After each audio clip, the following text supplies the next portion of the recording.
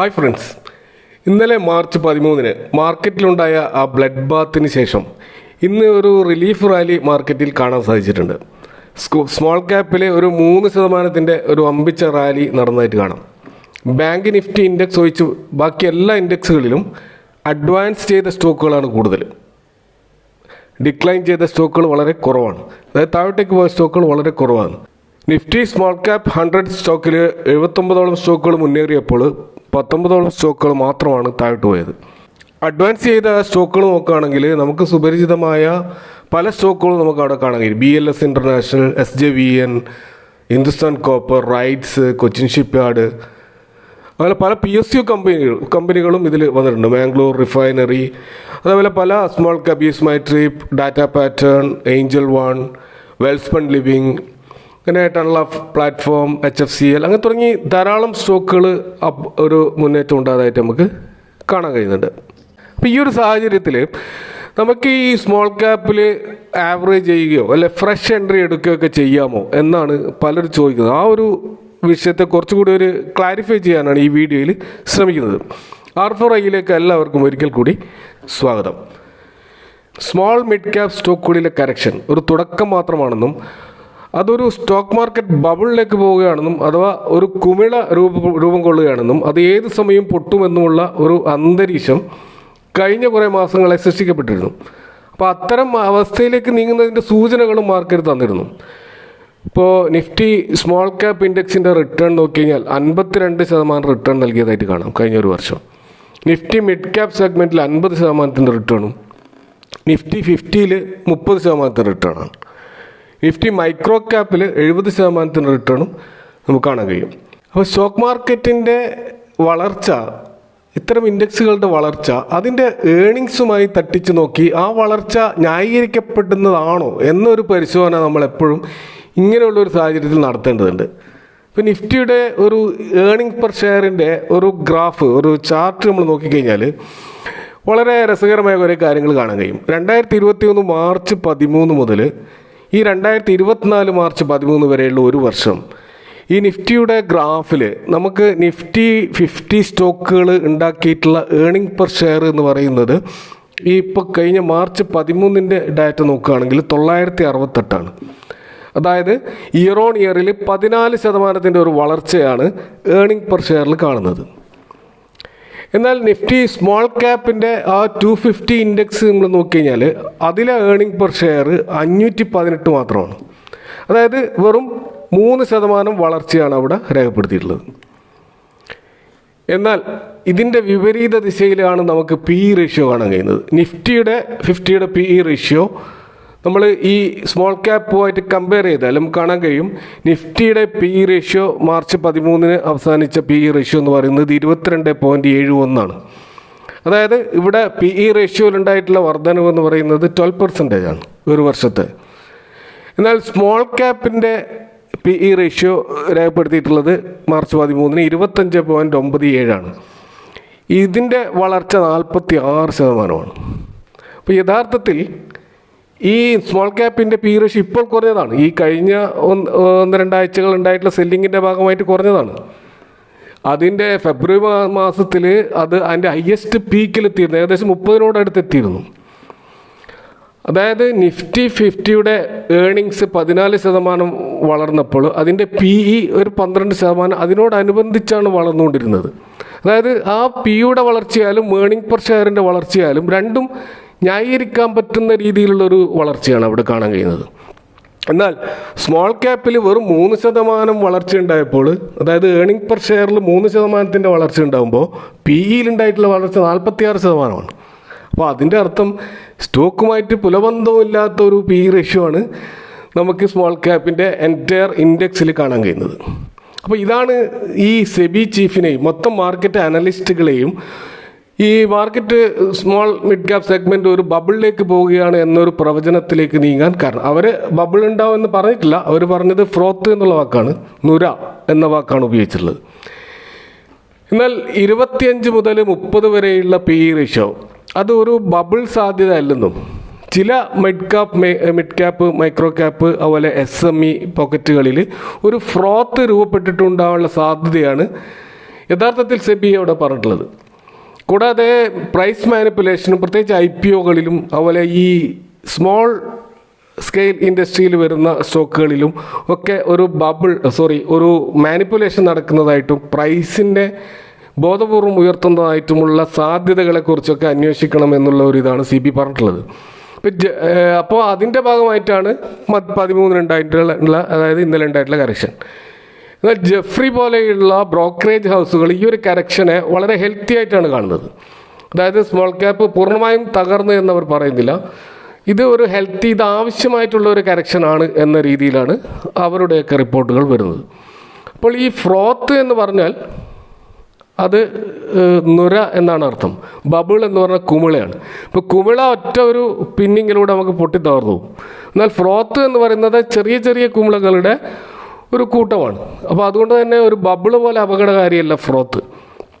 അപ്പോൾ ആ ഒരു ഫ്രോത്ത് സ്റ്റേജ് എന്ന് പറയുന്നത് വരാൻ പോകുന്ന ബബിളിന് മുമ്പേ ഉള്ള ഒരു സ്റ്റേജാണ്. അപ്പോൾ ഈ ഒരു അവസ്ഥയിലേക്ക് ഇപ്പോൾ മാർക്കറ്റ് പോയിട്ടുണ്ടോ എന്നുള്ളതാണ് നമ്മൾ നോക്കേണ്ടത്.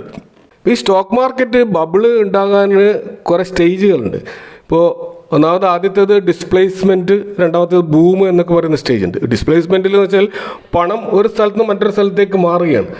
നമുക്കറിയാം ഇൻവെസ്റ്റേഴ്സിന് വളരെയധികം താല്പര്യം സ്റ്റോക്ക് മാർക്കറ്റിലേക്ക് വരികയാണ്.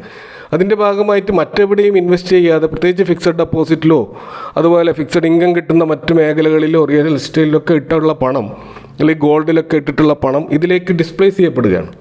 അപ്പോൾ ഇങ്ങനെ ധാരാളമായിട്ട് മാർക്കറ്റിലേക്ക് ആളുകൾ വരുമ്പോൾ സ്വാഭാവികമായിട്ടും മാർക്കറ്റിൽ ഒരു ബൂം ഉണ്ടാവുകയാണ്. ആ ബൂമിൻ്റെ ഭാഗമായിട്ട് ധാരാളമായിട്ട് ആളുകൾ ഇൻവെസ്റ്റ് ചെയ്യാൻ തുടങ്ങുകയാണ്. അപ്പോൾ അതിൻ്റെ ഒരു റിപ്പോർട്ട് നോക്കുകയാണെങ്കിൽ ഇപ്പോൾ CDSലും NSDLും റിപ്പോർട്ട് ചെയ്തതനുസരിച്ചിട്ട് 46.84 ലക്ഷം പുതിയ ഡിമാറ്റ് അക്കൗണ്ടുകളാണ് ജനുവരിയിൽ മാത്രം ഓപ്പൺ ചെയ്തിട്ടുള്ളത്. മൊത്തത്തിൽ ഡിമാറ്റ് അക്കൗണ്ടുകളുടെ എണ്ണം 14.39 കോടിയായിട്ട് ഉയർന്നിരിക്കുകയാണ്. അപ്പോൾ ഈ ഡിമാറ്റ് അക്കൗണ്ടുകൾ 14.39 കോടി എന്ന് പറയുമ്പോൾ ഈ 3.4% ഇൻക്രീസാണ് കഴിഞ്ഞ ഒരു മാസം കൊണ്ടുണ്ടായിട്ടുള്ളത്. മൊത്തത്തിൽ കഴിഞ്ഞ വർഷമായിട്ട് നോക്കുമ്പോൾ 30% വർധനവാണ് ഈ ഡിമാറ്റ് അക്കൗണ്ടുകളിൽ മൊത്തത്തിലുണ്ടായിട്ടുള്ളത്. ഇതേപോലെ തന്നെ മ്യൂച്വൽ ഫണ്ട് സിപ്പ് അക്കൗണ്ടുകളിലും വമ്പിച്ച വർധന ഉണ്ടായിട്ടുണ്ട്. 8.20 കോടി സിപ്പ് അക്കൗണ്ടുകൾ തുറന്നതായിട്ടാണ് പറയുന്നത്. കൂടാതെ സിപ്പിലൂടെ കഴിഞ്ഞ ഫെബ്രുവരിയിൽ ഏകദേശം 19,000 കോടിയോളം പണമാണ് ഈ ഒഴുകിയെത്തിയിട്ടുള്ളത്, പ്രത്യേകിച്ച് റീറ്റെയിൽ ഇൻവെസ്റ്റേഴ്സിൻ്റെ കയ്യിൽ നിന്നും. അപ്പോൾ ഇങ്ങനെ ഇത്രയധികം പണം മാർക്കറ്റിലേക്ക് വരുമ്പോൾ സ്വാഭാവികമായിട്ടും അവിടെ ഒരു യുഫോറിയ ഉണ്ടാവും. ഇതാണ് മൂന്നാമത്തെ സ്റ്റേജ് ബബിൾ ഉണ്ടാകുന്നതിൻ്റെ. അപ്പോൾ ഈ യുഫോറിയ എന്ന് പറയുമ്പോൾ ഇവിടെ ഇത്രയധികം പണം വരും, ഇത് എവിടെ കൊണ്ട് ഇൻവെസ്റ്റ് ചെയ്യും?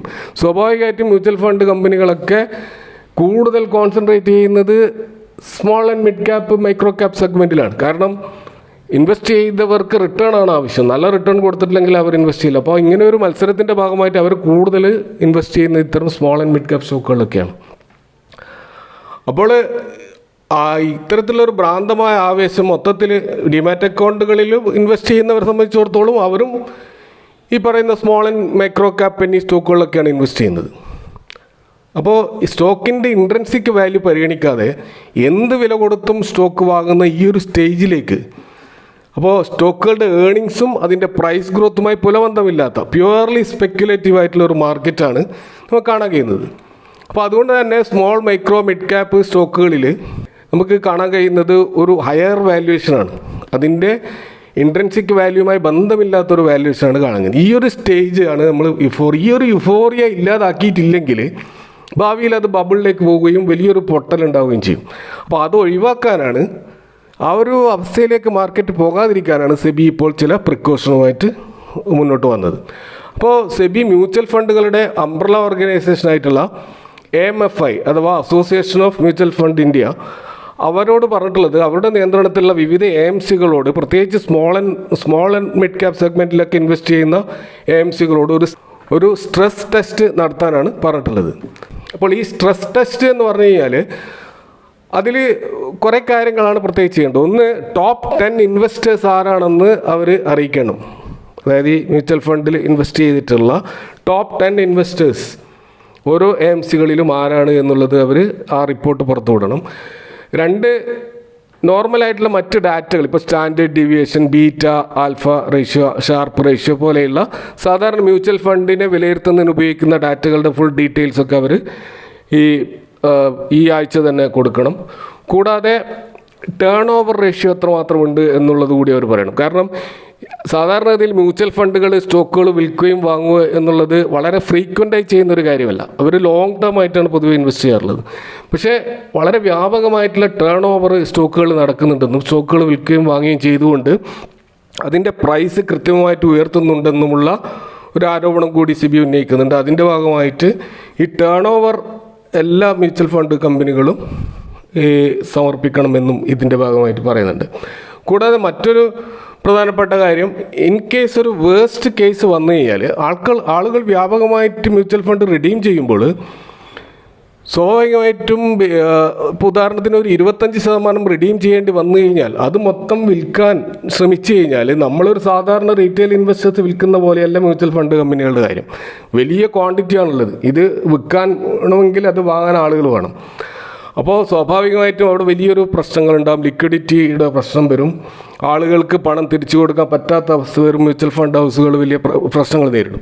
അപ്പോൾ ഈ ഒരു അവസ്ഥ കൂടി കണക്കിലെടുത്തുകൊണ്ട് ഇവർ നടത്തുന്ന സ്ട്രെസ് ടെസ്റ്റിൽ എത്ര ദിവസം വേണം, ഇപ്പോൾ ഈ 50% സ്റ്റോക്കുകളിൽ നിന്ന് പിൻവലിക്കാൻ ഈ മ്യൂച്വൽ ഫണ്ട് തയ്യാറാകുമ്പോൾ അവർക്ക് എത്ര ദിവസം വേണം പൂർണ്ണമായ ആ സ്റ്റോക്കിൽ നിന്ന് എക്സിറ്റ് ആവാൻ എന്നുള്ള ഒരു ഡീറ്റെയിൽസും കൂടി അറിയിക്കാനാണ് SEBI ആവശ്യപ്പെട്ടുള്ളത്. അപ്പോൾ ഇങ്ങനെയൊക്കെ ചെയ്യുമ്പോൾ ഉണ്ടാകാൻ പോകുന്നത് യഥാർത്ഥത്തിൽ സ്റ്റോക്ക് മാർക്കറ്റിൽ ഒരു ബബിൾ ഉണ്ടോ, അതുപോലെ ഈ പ്രൈസിലൊക്കെ മാനിപ്പുലേഷൻ നടക്കുന്നുണ്ടോ, ഇത്തരം കാര്യങ്ങളെ ഒരു നെല്ലും പതിരും വേർതിരിയുന്ന ഒരവസ്ഥ ഉണ്ടാവും. അപ്പോൾ ഈ ഒരാഴ്ച വളരെ പ്രധാനപ്പെട്ടതാണ്. അപ്പോൾ ഈ ആഴ്ച അവസാനത്തോടെയോ അല്ലെങ്കിൽ തുടക്കത്തിലോ മറ്റോ ആയിരിക്കും ആ ഡാറ്റകൾ വരാൻ പോകുന്നത്. അപ്പോൾ ആ സ്ട്രെസ് ടെസ്റ്റ് റിപ്പോർട്ട് വന്നു കഴിഞ്ഞാൽ മാത്രമേ ഈ സിനാരിയോയെ നമ്മൾ അതിജീവിക്കുമോ ഇല്ലയോ എന്ന് നമുക്ക് പറയാൻ കഴിയുകയുള്ളൂ. അപ്പോൾ അതുകൊണ്ട് ആ ഒരു റിപ്പോർട്ടൊക്കെ വരുന്നത് വരെ കാത്തിരിക്കുക എന്നുള്ളതാണ് ഇൻവെസ്റ്റേഴ്സിനെ സംബന്ധിച്ചിടത്തോളം ഏറ്റവും പ്രധാനപ്പെട്ട കാര്യം. മറ്റൊരു പ്രധാനപ്പെട്ട കാര്യമുള്ളത് ഇലക്ട്രൽ ബോണ്ടുമായി ബന്ധപ്പെട്ടുള്ള ഇഷ്യൂ ആണ്. അത് മാർച്ച് 15 അതിൻ്റെ റിപ്പോർട്ട് സുപ്രീം കോടതി ആവശ്യപ്പെട്ടിട്ടുള്ളത്. നമുക്കറിയാം ഇലക്ട്രൽ ബോണ്ട് അതിൽ ഏതൊക്കെ പാർട്ടികളാണ്, ദേശീയ പാർട്ടികളാണ് പണം കൈപ്പറ്റിയുള്ളത് എന്നുള്ള ഡാറ്റകളൊക്കെ നമ്മൾ കാണുന്നുണ്ട്. അത് എത്രത്തോളം യാഥാർത്ഥ്യമാണെന്ന് നമുക്കറിയില്ല. എന്നാൽ ആരൊക്കെയാണ് ഇവർക്ക് പണം കൊടുത്തിട്ടുള്ളത് എന്നുള്ള റിപ്പോർട്ട് ഇവിടെയും ലഭ്യമല്ല.